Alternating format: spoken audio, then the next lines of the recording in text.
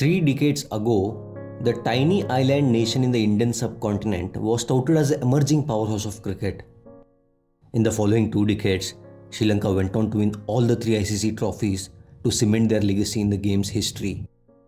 The likes of Aravinda de Silva, Sanath Jayasuriya, Mahela Jayawardene, Kumara Sangakkara, Mutaya Muralidharan, Lasith Malinga, and Chaminda Vas, to name a few, went on to become cricketing legends.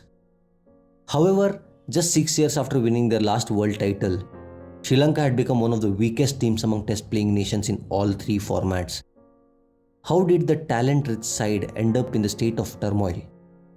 The island nation had a strong side for a few decades until their flag bearers retired, and then the selectors didn't know who to pick and how to build a team.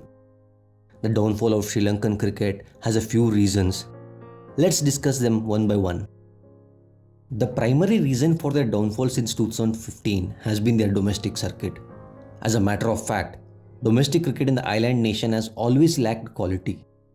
However, this dip in quality did not hurt the national team so much because there was a steady presence of highly talented cricketers who made the step up to international cricket, groomed effectively by the seniors in the team.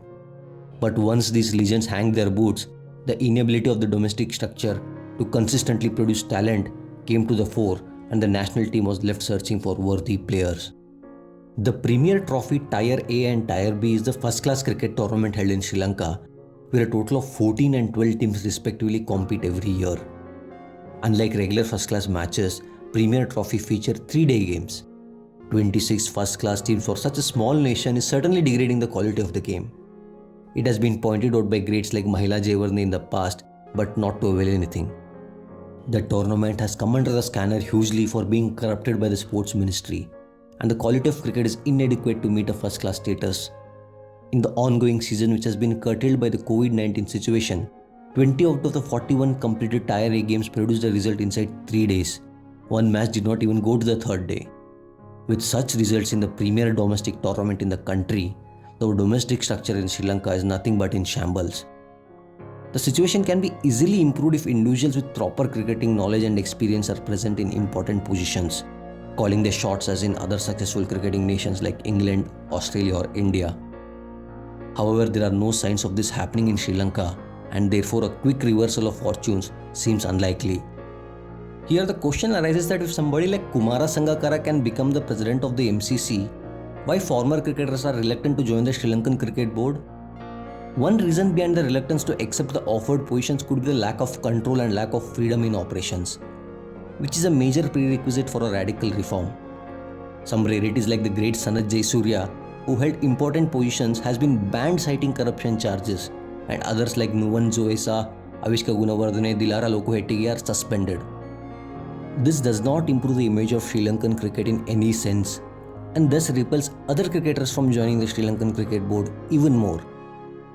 The set of cricketers that have been in and around the international circuit since 2015 can still be made into better players, and the reincarnation of a strong Sri Lankan side can be made if these players are given more opportunities and consistent opportunities.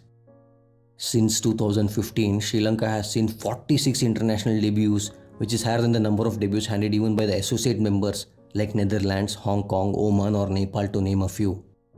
If a side hands debuts to 46 players in 63 matches, it shows the very little opportunities the players get to prove their mettle, increasing the pressure on the already inexperienced cricketers who are trying to match the level of international cricket. The captaincy hat has changed heads 6 times since then, and the fact that their latest test captain wasn't part of the previous test squad speaks volume. Sri Lanka needs to put a brake on these seemingly never-ending issues and look in the positive direction if they intend to avoid being the next Zimbabwe.